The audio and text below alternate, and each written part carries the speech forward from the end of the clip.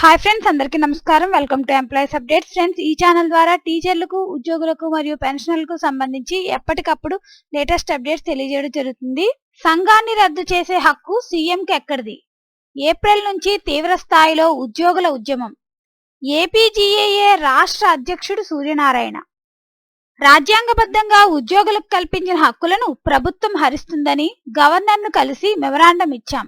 అంతమాత్రానికే సంఘాన్ని రద్దు చేస్తామని ప్రభుత్వం నోటీసులు ఇచ్చింది. మా సంఘాన్ని రద్దు చేసే హక్కు ముఖ్యమంత్రికే కాదు, దేశంలో ఎవరికీ లేదు అని ఆంధ్రప్రదేశ్ ప్రభుత్వ ఉద్యోగుల సంఘం రాష్ట్ర అధ్యక్షుడు కేఆర్ సూర్యనారాయణ అన్నారు.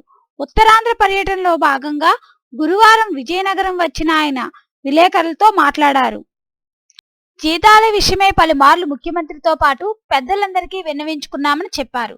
జీపీఎఫ్, డిఏ బకాయిల ఖాతాలో జమ చేసినట్లే చేసి మళ్లీ వెనక్కి తీసుకోవడం శిక్షార్హం కాదని ప్రశ్నించారు.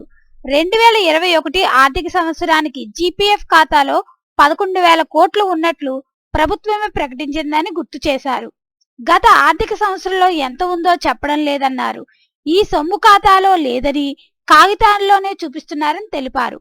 భవిష్యత్తు అవసరాల కోసం దాచుకున్న సొమ్ము అందుతుందా లేదా అనే ఆందోళనలో తామంతా ఉన్నామని చెప్పారు. మార్చి 31 వరకు ప్రభుత్వానికి గడువిస్తున్నామని, అప్పటికీ స్పందించుకుంటే ఏప్రిల్ నుంచి తీవ్ర స్థాయిలో ఉద్యమానికి తీసుకెళ్తామని స్పష్టం చేశారు. సో ఫ్రెండ్స్, ఉద్యోగ సంఘాలందరూ కూడా మార్చి 31 వరకు ప్రభుత్వానికైతే గడువు ఇచ్చారు ఫ్రెండ్స్.